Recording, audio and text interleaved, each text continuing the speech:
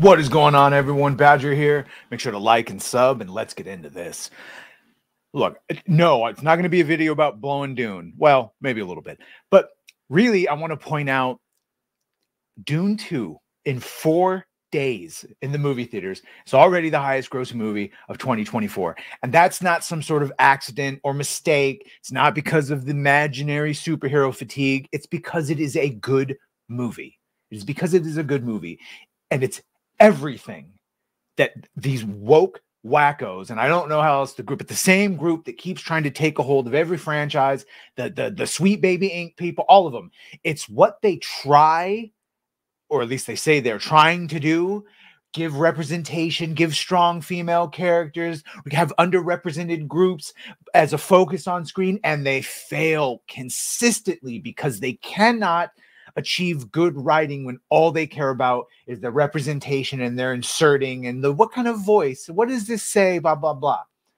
Meanwhile, a movie based on a book written by a straight white guy in the 80s and directed by a straight white guy in the 2020s, which shocking that they get work anymore. And we know that there is a concerted effort to stop that from happening. Certainly happened in the animation industry.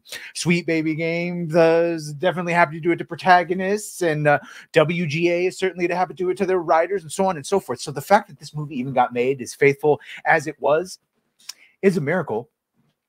But again, strong ethnic females. Yeah, Zendaya. Yeah, the Fremen.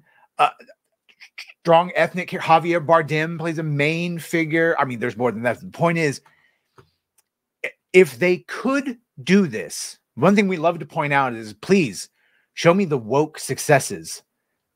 There are none. There are none, because that's all they can do is the agenda. They can't do any of the actual writing and character. And thankfully, and if you've seen Dune, you know it is chock full of that. Let's just look at this. The updated box office numbers are in, and Dune Part 2 is already the highest grossing movie of the year domestically, following an 82.5 million opening weekend. And yes, I saw it twice. I possibly would go see it a third time, but we knew Dune Part 2 was going to have much more successful run in theaters than its predecessor based on ticket pre-sales alone. But Denis Villeneuve's critically acclaimed sequel has exceeded its already high expectations at the domestic box office. According to the latest box office updates, Part 2 has taken in 82.5 million in the US after 4 days on general release. This means that the sci-fi epic has already surpassed the Bob Marley, I mean, no offense to Bob, but we knew that was going to happen, Bob Marley movie One Love. And yeah, Part 2 should become the first movie of the year to pass 100 million domestically on Wednesday, and is expected to sandwalk past 150 million early next week. This bodes very well for the third chapter, and dear God, let them make that. And while Villeneuve has confirmed that he does intend to helm an adaptation of Dune Messiah at some point, he's planning to tackle another couple projects first. And what he actually said was, he has 4 projects he's working on, but he needs to tackle at least one of those before he can do Dune Messiah. And a Part 3 is almost guaranteed. Now, whether that Part 3 would itself be split into 2 parts, or it would just be one more 4-hour movie that covers all of Dune Messiah, I don't know. The novel, as I was looking up, because I was getting a little bit of the itches after seeing this and wanting to know what happens. It takes place 12 years after the end of the movie, at least in the book.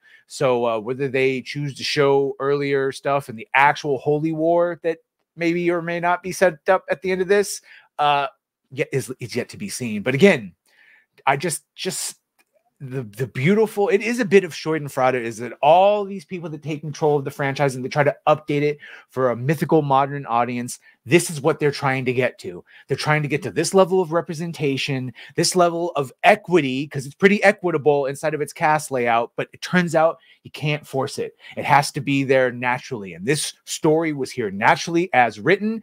This is an adaptation. Obviously, a lot of stuff was left out, so probably could more in, but as it is, beautiful adaptation with everything they want and can't achieve. And I just like to celebrate that. I just think it's nice. So yeah, meanwhile, everyone else is busy rebooting the same things and doing this. We've tried nothing and we're all out of ideas. But at least this, I would say, because especially considering the Dune Lynch, yeah, this is the David Lynch Dune. This is finally a pretty faithful and an adaptation that you can, yep, there we go. It's finally done right. That's it. That's the video. Let me know what you think of this. Let me know if you've seen Dune by now. If you agree, remember I give it a 9 out of 10. I think Nerd Wars gave it an 8 out of 10, but it's mostly high. No, I don't think it's woke. If people are thinking this is woke, I think you're missing the forest for the trees because it doesn't push any ideology. It doesn't make men toxic. It doesn't make the men lesser to make the women up. There's no intersectional feminism where the women are all better than the men and perfect. There's no Mary suing. Everyone that beats someone, there's a tactical or a story reason why. It all makes sense. No false notes. So yeah, I saw a couple people saying it was woke. No, I reject it. And I would challenge you to point out, do it in this one. If you missed the other videos, point out where you think it was woke. Otherwise, I think it's just a return to classical storytelling. And that's probably what pisses all the wokies off, is that they just can't do this. So shout out Denis Villeneuve, and shout out to Frank Herbert for writing some damn good stuff. Some damn good stuff. All right. I guess, well, bye.